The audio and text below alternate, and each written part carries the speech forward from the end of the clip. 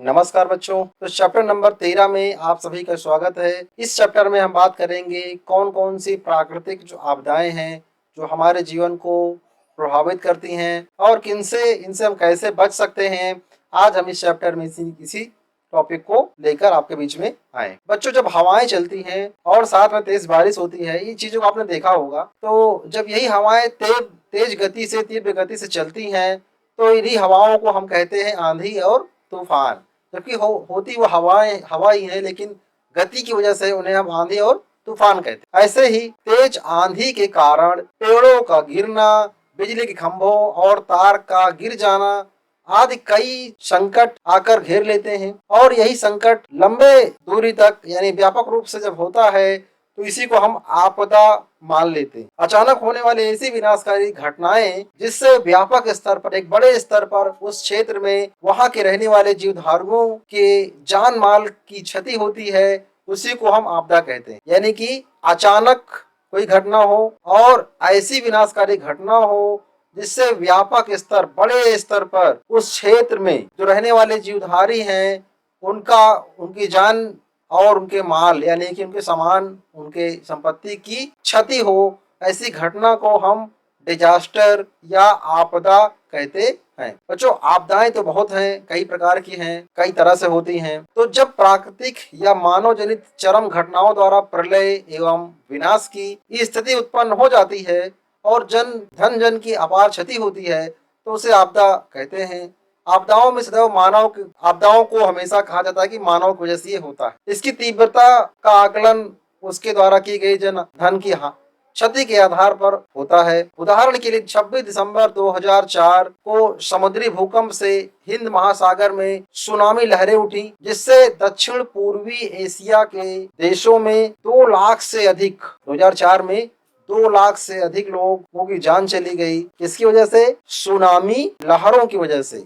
और अरबों रुपए की धन संपत्ति नष्ट। तो ये एक उदाहरण है प्राकृतिक आपदा। आपदाओं के अगर प्रकार की बात करें तो बेसिकली जो आपदाएं होती हैं वो 2 प्रकार की होती है। जैसे कि जो पहली आपदा होती है प्राकृतिक आपदा, यानी जो प्रकृति से स्वतः ही हो जाती है, इसमें मानव का सीधा योगदान नहीं होता है। और दूसरा होता है मानव जनित आपदा, यानी कि इसमें सीधा सीधा मानव की क्रियाकलाप ही जिम्मेदार होते हैं। तो चलिए समझते हैं प्राकृतिक आपदाओं में क्या होता है। पहला नंबर आता है भूकंप। भूकंप प्राकृतिक आपदा का एक उदाहरण है। ज्वालामुखी है। रिएक्टर संयंत्रों से रेडियो तत्वों का निकलना, ये तो मानव जनित है संयोग से, यहाँ पर थोड़ा सा मिसप्रिंट है, तो ये मानव जनित में आता है। इसके अलावा भूस्खलन। ये भूस्खलन क्या है? ये भूस्खलन भी प्राकृतिक घटना है। बाढ़ भी एक प्राकृतिक घटना मानी जाती है। और इसके बाद हम बात करें कारखानों से जहरीले गैसों का स्राव, तो ये दूसरा हिस्सा है। तो यहाँ पर तो जहरीले गैसों का स्राव के लिए मानव जिम्मेदार है।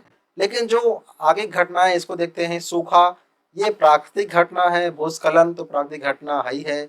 और वनों में आग लगना, ये भी एक प्राकृतिक घटना है। मृदा अपरदन प्राकृतिक घटना है।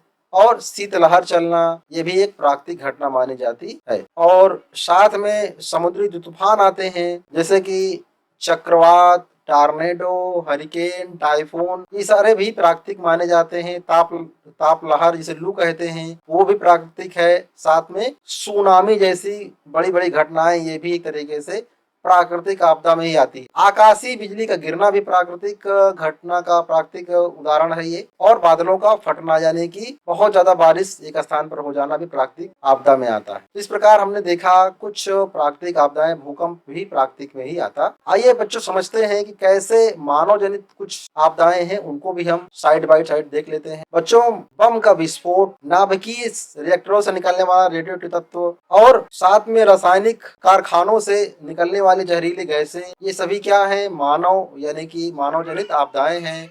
और साथ में मिट्टी का जो कटाव जो होता है, यहाँ पर गलतीवश यहाँ पर प्राकृतिक होता है। यहाँ पर जो मृदा अपरदन है, ये मिट्टी कटाव का जिम्मेदार मनुष्य ही होता है, क्योंकि वृक्षों कटाई करता है तो मृदा अपरदन की घटना बढ़ जाती है। तो ये भी मानव जनित आपदा में ही आता है। साथ में जनसंख्या विस्फोट भी मानव जनित है, यानी कि ये मानव जनित आपदा के रूप में इसको माना गया है। अभी हाल ही में रेल दुर्घटना हुई, तो दुर्घटना को भी हम मानव जनित आपदा मानते हैं। वायुयान दुर्घटनाएं हो गई। साथ में आग लगना किसी पर्टिकुलर एरिया में, और कोई महामारी का फैलना भी प्राकृतिक आपदा के रूप, मानव निर्मित आपदा के रूप में माना जाता है। ये कुछ उदाहरण थे प्राकृतिक और मानव निर्मित आपदाओं के। आइए समझते हैं थोड़ा सा विस्तार से इन आपदाओं के क्या उदाहरण हैं। आप एक चित्र देख पा रहे होंगे, यहाँ पर भूकंप का उदाहरण है। कैसे कई मंजिला जो इमारतें हैं वो जमीन ध्वस्त हो जाती हैं। जमीन के नीचे से उठने वाले भूकंप की जो तरंगे हैं वो बड़ी बड़ी बिल्डिंगों को धराशायी कर देती हैं। तो ऐसा ही एक आपदा है, उसका नाम है भूकंप। तो चर्चा करेंगे भूकंप की। तो भूकंप एक प्राकृतिक आपदा है। जब तीव्र गति का भूकंप आता है तो व्यापक रूप से जन और धन की हानि होती है। तीव्र गति वाले भूकंप से जमीन हिलने लगती है और इमारतें, घर गिरने लगते हैं। जमीनों में दरार पड़ जाती है और यह धंसने लगती है। धरातल पर दरार पड़ने से रेल लाइन भी मुड़ जाती हैं। साथ में सड़क, जल, तेल पाइप और पुल आदि भी प्रभावित हो जाते हैं। बस्तियां मलबों का ढेर बन जाती हैं।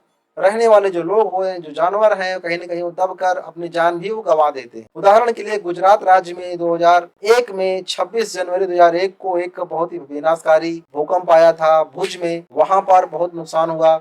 अप्रैल 2015 में नेपाल में भूकंप आया। वहां व्यापक रूप से जन धन की हानि हुई। बच्चों, भूकंप जो उत्पन्न होता है वो पृथ्वी की प्लेटों के किसी भाग में असंतुलन उत्पन्न होने के कारण होता है। यानी कि जो पृथ्वी है उसमें बहुत सारी प्लेटें हैं और उन्हीं में थोड़ा असंतुलन होने की वजह से भूकंप आता है। पृथ्वी की जो प्लेटें हैं, प्लेटों में जो संतुलन है या अव्यवस्था है, वही कारण बनता है भूकंप। आइए समझते हैं ये अव्यवस्था क्यों आती है, इसका कारण क्या है। पहला कारण है जो समस्या उत्पन्न होती है, असंतुलन का जो कारण बनता है वो है ज्वालामुखी विस्फोट। ज्वालामुखी विस्फोट से भूकंप आ सकता है।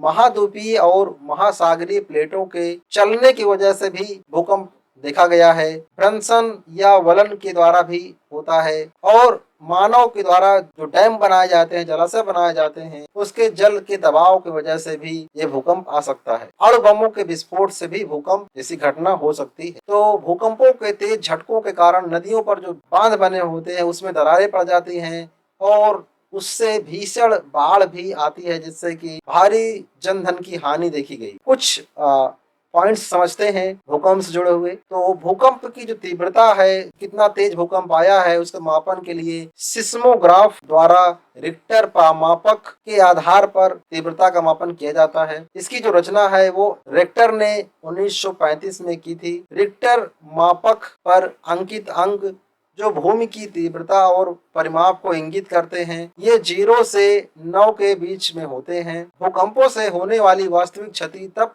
प्रारंभ होती है जब उसकी तीव्रता रिक्टर मापक पर 5 या उससे अधिक होती है। जब आने वाले भूकंप की तीव्रता रिक्टर मापक पर 8 या उससे ज्यादा होती है तो ये बहुत ही विनाशकारी होता है। बहुत अधिक विनाशकारी होगा जब इसका पैमाना है वो 8 या उससे अधिक हो जाता है। बच्चों, अन्य प्राकृतिक आपदाओं की तुलना में भूकंप अधिक खतरनाक माना गया है और बहुत विनाशकारी माना गया। चलिए, भूकंप के अलावा भी बहुत सारी प्राकृतिक आपदाएं हैं जिनको हमें समझना है।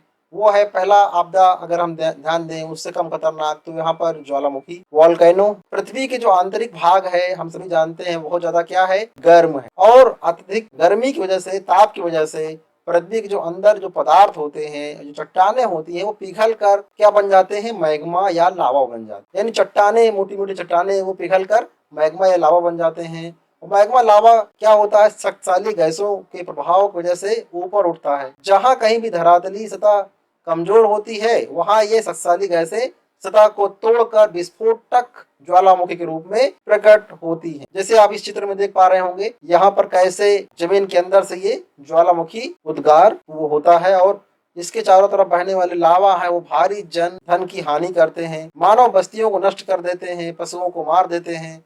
भवन, कारखाने, रेल मार्ग, सड़क, हवाई अड्डा, बांध, जलाशय आदि सभी को नष्ट करने की क्षमता रखते हैं। कृषि के फार्म, चारागाह भी नष्ट हो जाते हैं और नदियों और जो झीलें होती हैं उसमें लावा भर जाता है। इससे नदियों में अचानक से बाढ़ आ जाती है। साथ में जंगल जलकर नष्ट हो जाते हैं। जंगल में रहने वाले जीव जंतु और पशु पक्षी भी मर जाते हैं। इतना विनाशकारी होता है ये ज्वालामुखी। बच्चों, अल्पास और हिमालय पर्वत पर ज्वालामुखी नहीं है क्योंकि ये यहाँ पर क्रस्ट यानी ऊपरी परत की मोटाई और सघनता काफी ज्यादा है, और ज्वालामुखी वहीं आएंगे जहां ऊपर का जो हिस्सा है वो पतला हो। संयुक्त राज्य अमेरिका के माउंट सेंट हेलेंस में 1980 में ज्वालामुखी का बहुत बड़ा विस्फोट हुआ था। इससे निकलने वाले जो लावा है, पदार्थ है, गैस, धूल, राख इतनी अधिक थी कि वायुमंडल में 19 किलोमीटर की ऊंचाई तक बृहदाकार बादल का निर्माण हो। यानी कितना अधिक धुआं था कि उसका एक बादल बन गया। उसकी मोटाई कितनी थी? 19 किलोमीटर। ज्वालामुखी के निकलने से, फैलने से बहुत सारी पर्यावरणीय समस्याएं होती हैं, जैसे कि सुनामी भी उत्पन्न हो सकती है, मौसम और जलवायु परिवर्तन हो सकता है, और परिस्थिति में परिवर्तन भी देखा गया है। तो ये बात हुई बच्चों भूकंप और ज्वालामुखी की। अब अभी हमने बात की शब्द की सुनामी। समझते हैं सुनामी क्या है और सुनामी से क्या क्या नुकसान हो सकता है। सुनामी जो शब्द है वो जापानी भाषा शब्द है, जिसका मतलब होता है समुद्र में उठने वाली बहुत ऊंची तीव्र गति वाली विनाशकारी लहरें। यानी सुनामी मतलब होता है समुद्र में उठने वाली बहुत ऊंचे और तेज गति से चलने वाली विनाशकारी लहरें। प्यारे बच्चों, समुद्री जो जल से गुजरने वाली जो लहरें होती हैं वो उच्च सागरीय लहरों को जन्म देती हैं, और फिर इसे सुनामी कहा जाता है। जब समुद्र में या इसके आसपास भूकंप या ज्वालामुखी का प्रचंड उद्गार होता है तो इसकी वजह से समुद्र में सुनामी की लहरें उत्पन्न होती हैं, जिनकी गति 700 किलोमीटर प्रति घंटे से भी अधिक होती है। इनकी ऊंचाई भी अधिक होती है। आप एक चित्र में देखकर एक अंदाजा लगाएं कि कैसे ये सुनामी हमें प्रभावित कर सकती। यहाँ पर आप देख पाएंगे ये इतनी ऊंची लहरें हैं कि जो बांध होते हैं इनको तोड़कर मानव बस्ती में लहरें प्रवेश कर जाती हैं और भारी जन धन की हानि हो जाती है। लगभग 700 किलोमीटर प्रति घंटे की चाल से चलने वाले जो ऊंची ऊंची लहरें होती हैं वो तल से टकराती हैं तो कितना विनाश करती हैं। इससे भारी मात्रा में जन धन की हानि होती है। 26 दिसंबर 2004 को हिंद महासागर में उत्पन्न रहने वाली समुद्री लहरों ने दक्षिण पूर्वी एशिया में लाखों मकान नष्ट कर दिए। भारत में सुनामी लहर का प्रभाव सबसे अधिक देखा गया। अंडमान निकोबार द्वीप समूह, लक्षद्वीप, केरल और तमिलनाडु राज्यों में इसका प्रभाव पड़ा। तमिलनाडु राज्य में ही 7,000 से अधिक लोगों ने अपनी जान गंवाई। बहुत सारे मकान गिर गए, हजारों लोग बेघर हो गए और कई गांव के नामो निशान तक मिट गए। तो इतना खतरनाक असर सुनामी का देखने को मिलता है। ऐसा ही उदाहरण है, एक पुराना उदाहरण है अल्लाह का बांध। 16 जून 1819 को गुजरात के राज्य कच्छ में एक भयंकर भूकंप आया और उस भूकंप की वजह से अरब सागर में सुनामी लहरें उत्पन्न हो गई। उससे उच्च सागरीय तरंगे उत्पन्न हुई और गुजरात के तटवर्ती भाग को जलमग्न कर दी। समुद्र में जो खड़े जहाज और नाव थे उनको बहुत बड़ा नुकसान हुआ और इस भूकंप के कारण 24 किलोमीटर की लंबाई में स्थलीय भाग ऊपर उठ गया। यानी कि 24 किलोमीटर की लंबाई में स्थलीय भाग क्या हुआ? ऊपर उठ गया। जल से घिरे हुए लोग इसी ऊपर उठे स्थलीय भाग पर अपनी प्राण रक्षा हेतु शरण प्राप्त कर सके। इसी कारण इस स्थल को अल्लाह का बांध कहा जाता है। तो इस तरह की बच्चों घटनाएं भी देखने को मिलती हैं। 1883 की घटना है क्राकाटोआ ज्वालामुखी उद्बोधन, जिसमें करीब करीब 36.5 मीटर ऊंची यानी 120 फीट ऊंची समुद्री लहरें उत्पन्न हुई। आप सोच के देखें कितना आप ऊंचाई सोच सकते हैं। एक मकान की ऊंचाई कितनी होती है? 15 फुट, 20 फुट, और यह 120 यानी 6 मंजिला 8 मंजिला इमारत के बराबर की ऊंचाई की समुद्री लहरें उत्पन्न हुई। और इतनी प्रचंड लहरें थी कि जावा और सुमात्रा के तटवर्ती भाग जलमग्न हो गए और करीब करीब 36,000 लोग इस भयंकर विनाश लीला में अपनी जान गंवा देते हैं। चक्रवात और तूफान की अगर हम बात करें, चक्रवात की जो उत्पत्ति होती है वो स्थलीय या समुद्री दोनों भागों में हो सकती है। समुद्री जो चक्रवात होते हैं वो शक्तिशाली होते हैं, विध्वंसक होते हैं और खतरनाक होते हैं। ये प्राण भी ले सकते हैं। इन समुद्री चक्रवातों को विश्व में अलग अलग नाम दिया गया है, जैसे कि संयुक्त राज्य अमेरिका में हरिकेन, चीन और जापान तथा फिलीपींस में टाइफून, बांग्लादेश में और भारत में सिंपली चक्रवात और ऑस्ट्रेलिया में विली विली कहा जाता है। इस प्रकार ये चक्रवातों के बहुत सारे नाम हैं। अमेरिका में हरिकेन, चीन, जापान, फिलीपींस में टाइफून, बांग्लादेश में और भारत में चक्रवात और ऑस्ट्रेलिया में विली विली के नाम से ये चक्रवात जाने जाते। 2014 में आंध्र प्रदेश के तट पर 12 अक्टूबर 2014 को विशाखापत्तनम और उड़ीसा के तटों पर तूफान टकराया और इसे ओमान देश ने एक नाम दिया। उसका नाम था हुदहुद एक इजरायली राष्ट्रीय पक्षी का नाम है और उसी के नाम पर इस तूफान का नाम रखा गया। भारत ने इसे कठफोड़वा नाम दिया। चक्रवाती तूफान के आने से पूर्व ही लोगों को सूचना मिल गई थी और लोगों ने बचाव की तैयारी कर ली थी, इसलिए भारी जान माल की हानि नहीं हुई। फिर भी तेज हवाओं ने बारिश की चपेट में आने से 30 लोगों की जान गंवानी पड़ी। अब बढ़ते हैं एक और आपदा जिसका नाम है भूस्खलन यानी मिट्टी का धंस जाना। इससे भी जो ऊंचे स्थानों पर से नीचे अधिक मात्रा में मिट्टी, चट्टाने और वनस्पति खिसक जाती हैं तो निचले भाग में जमा हो जाती हैं। इसी को भूस्खलन कहा जाता है। पहाड़ी, पठारी और पर्वतीय भागों में ये घटनाएं ज्यादा होती हैं।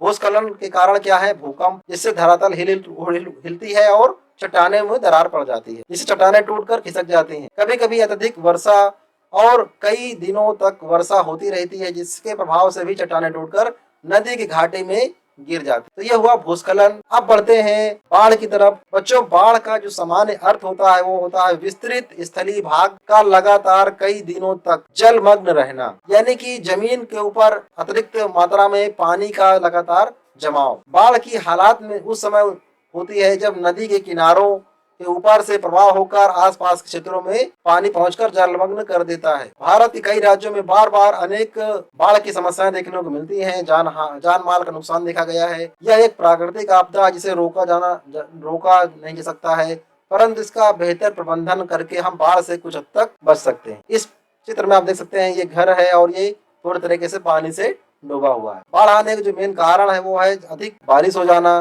नगरीकरण की वजह से नदियों के जो किनारे है वो घट गए हैं, उनका विस्तार नहीं हो पाता है तो नदी आबादी क्षेत्र में पहुंच जाती है। चक्रवाती तूफान के कारण भी कभी कभी तटीय क्षेत्रों में बाढ़ आती है और हिम चोटियों के पिघलने से भी बाढ़ की संभावना बनी रही। अधिक मृदा अपरदन की वजह से नदी की जो गहराई है वो कम हो जाती है और जल का जो प्राकृतिक बहाव है उसमें अवरोध उत्पन्न होता है, तो इससे भी बाढ़ आ सकती है। प्यारे बच्चों, अब हम बात करेंगे दूसरे भाग की। उसका नाम है मानव आपदाएं, मानवीय आपदाएं, यानी कि वो आपदाएं जो हम स्वयं ने उत्पन्न करी हुई हैं।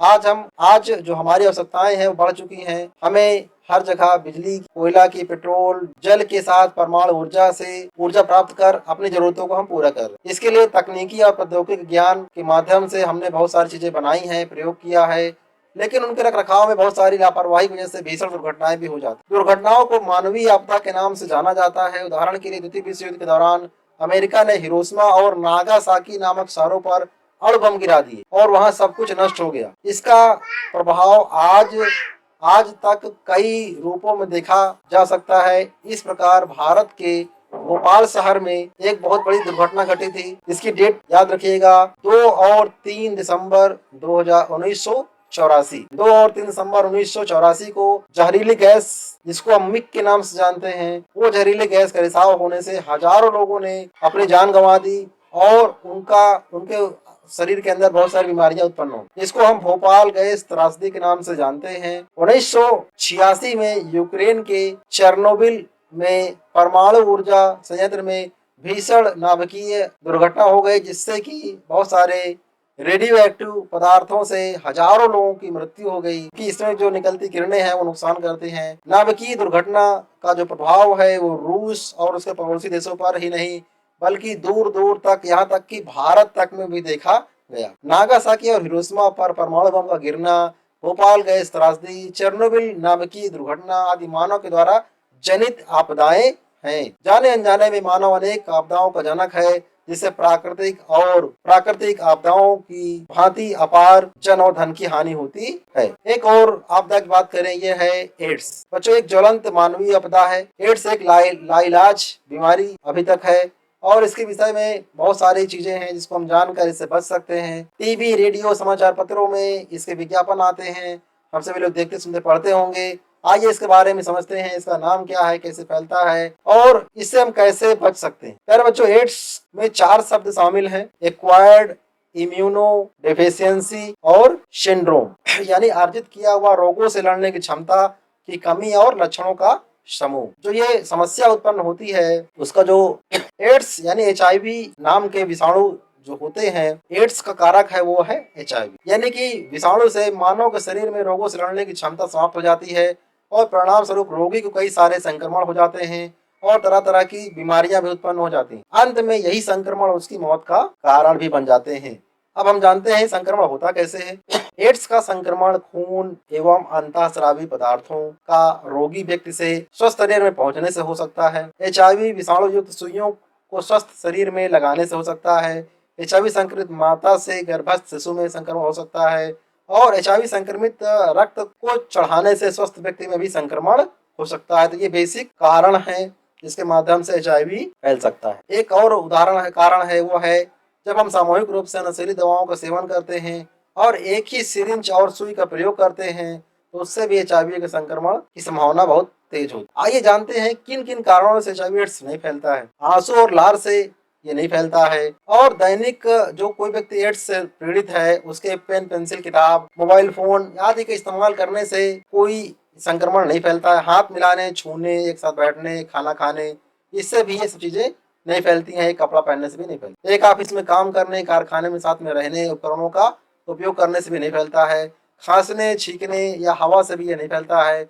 मच्छर मक्खी के माध्यम से भी ये नहीं फैलता है। अब हम जानते हैं अगर HIV एड्स से बचाव करना है तो हमें क्या करना होगा जिससे हम बच सकें। तो इंजेक्शन जब भी लगवाएं तो भी संक्रमित यानी कि साफ सुई का प्रयोग करें। रक्त चढ़ाने से पहले उसकी जांच अच्छी तरीके से करवा लें और नशीली दवाओं के इंजेक्शन हमें नहीं लेना चाहिए। नशाखोरी से हम दूर रहेंगे तो इस समस्या से हम बच सकते हैं। प्यारे बच्चों, एक ऐसा विषय है जिससे बचाव ही सुरक्षा माना गया है। एक और संक्रामक बीमारी है, उसका नाम है इबोला। एक संक्रामक बीमारी है जो कि इबोला नामक वायरस से होती है। इसकी जो पहचान है वो कांगो देश में हुई है और इबोला नदी के पास स्थित एक गांव में हुई। इस कारण इसका नाम इबोला पड़ गया। इस बीमारी में शरीर की जो नसें होती हैं उससे खून बाहर आना शुरू हो जाता है, यानी कि इंटरनल ब्लीडिंग, अंदरूनी रक्तस्राव का ये रोग है जिससे रोगी की मृत्यु भी हो सकती है। तो ये प्रमुख समस्याएं हैं। लक्षण की अगर हम बात करें इबोला की तो उल्टी, दस्त शुरू होती है, बुखार आता है, सिर में दर्द होता है, खून बहता है, आंखें लाल हो जाती हैं और गले में भी कफ का जमा हो जाना इसके लक्षण जब प्रकट होते हैं तो उसके लिए 3 सप्ताह का समय लगता है और फिर रोगी की जो त्वचा होती है वो गलने लगती है। इबोला कैसे फैलता है इसके बारे में थोड़ी सी जानकारी हमें रखना बहुत जरूरी है। जो ये वायरस दिखाई पड़ रहा है, इबोला विषाणु से संक्रमित जानवर जैसे बंदर, चमगादड़, सुअर आदि जानवरों के संपर्क में आने से, उनके पसीने, लार और संक्रमित खून या मल के संपर्क में आने से भी हमारे पास ये वायरस आ सकता है। साथ में संक्रमित सुई से, संक्रमित व्यक्ति के शव के संपर्क में आने से, साथ में सांस के माध्यम से संक्रमित संपर्क में हो सकता है। लेकिन जो विषाणु का जो संक्रमण है वो सांस के जरिए यानी एयरबॉर्न नहीं होता है, बल्कि संक्रमण रोगी के सीधे संपर्क में आने से ही होता है। ये हवा से फैलने वाला रोग नहीं। इबोला से बचाव करने के लिए बहुत सारा प्रयास जारी है और लगातार टीके बनाए जा रहे हैं। इसके बचाव ही सुरक्षा माना है। इसके लिए हम क्या सकते हैं, अपने आसपास सफाई रखें, हाथ को साबुन से धुलें, मच्छरों को पनपने ना दें, संक्रमित व्यक्ति के संपर्क में जाने से थोड़ा बचें। इबोला बीमारी से जो मरने वाले व्यक्ति हैं उनके कपड़े, चादर और उपयोग की गई चीजों को न छुएं। साथ में आसपास के लोगों को इबोला संबंधी जानकारी दें और साफ सफाई रखने के लिए प्रेरित करें। अगर हम ऐसी थोड़ी थोड़ी सावधानी रखेंगे तो हम इन चीजों से बच सकते हैं। प्यारे बच्चों, अब आता है जो प्राकृतिक आपदाएं हैं उनसे हम किस प्रकार बचें। तो प्राकृतिक आपदा की बात करें तो प्राकृतिक प्रबंधन आता है। प्राकृतिक आपदा से जान माल का कम से कम नुकसान हो इसके लिए किए गए जो उपाय हैं वो आपदा प्रबंधन कहलाते। 2005 में भारत की संसद ने आपदा प्रबंधन विधेयक पारित किया जिसके माध्यम से राष्ट्रीय आपदा प्रबंधन प्राधिकरण एनडीएमए का गठन हुआ और संयोजन और क्रियान्वयन के उपायों को सम्मिलित किया गया है। इसके बारे में थोड़ा सा जानने का प्रयास करें तो किसी भी आपदा से निपटने और खतरे के प्रति लोगों को जागरूक रखना इसका काम है। आपदा से निपटने के लिए तैयारी करना और संभावना होने पर शीघ्र प्रतिक्रिया करना, बचाव और राहत के कार्यों को संचालित करना, पुनर्वास और पुनर्निर्माण के कार्य को करना, ये इसका प्रमुख कार्य है। इसका जो अध्यक्ष होता है वो होते हैं प्रधानमंत्री और भी साथ में मुख्यमंत्री भी होते हैं और जिलाधिकारी भी, यानी अपने अपने स्तर पर केंद्र, राज्य और जिला स्तर पर प्रधानमंत्री, मुख्यमंत्री और जिलाधिकारी इसके अध्यक्ष होते। राष्ट्रीय आपदा प्रतिक्रिया बल भी इस काम में सहयोग करता है और जो जवान होते हैं वो प्राकृतिक मानव जनित आपदाओं से निपटने के लिए पूर्ण रूप से ट्रेंड होते हैं, प्रशिक्षित होते हैं। अब आपदा प्रबंधन की अवस्थाएं क्या होती हैं? पहला होता है जो आपदा नहीं आई है उसको पहले तैयारी कर लें, यानी डाटा को इकट्ठा करना, सूचना एकत्र करना और संभावित क्षेत्र का मानचित्र तैयार करना और वहां के लोगों को जागरूक करना, आपदा की योजना बनाना और तैयारी करके बचाव के लिए प्रयास करना। सेकंड है आपदा के दौरान, यानी जब आपदा आ गई है, जैसे युद्ध स्तर पर जो बचाव कार्य है राहत कार्य उसको चलाना, आपदाग्रस्त क्षेत्रों में लोगों को निकालना, राहत कैंप चलाना, जल भोजन दवाई की व्यवस्था करना। इसके बाद आपदा के बाद प्रभावित लोगों को पुनर्वास कराना, भविष्य में आपदाओं से निपटने के लिए कार्य योजना बनाना, ये सारे काम आपदा प्रबंधन में आते हैं। आपदाओं को रोकने और जन धन हानि को कम करने के लिए कौन कौन से हम कार्य कर सकते हैं? सबसे पहले अधिक से अधिक वृक्षारोपण करें, पौधारोपण करें और ज्यादा मात्रा में प्रकृति का दोहन न करें। भूकंप रोधी भवन का निर्माण कराएं। साथ में अग्निशामक यंत्र, मेडिकल किट आदि भी अपने घरों में जरूर ला के रखें। आपदा के समय खुद डॉक्टर न बने, आपदा के समय खुद न डरे, न दूसरों को डराएं। बहादुर बने, साहसी बने और निर्भीक होकर आपदाओं का सामना करें। इसके अलावा विद्यालय में जो आपदाओं पर आधारित चित्रकला, प्रदर्शनी, नाटक, वाद विवाद आदि प्रतियोगिताएं आयोजित करके बच्चों को जागरूक करना है। भूकंप आने पर बचाव, आग लगने पर बचाव जैसी आपदाओं पर मॉक ड्रिल भी करने हैं।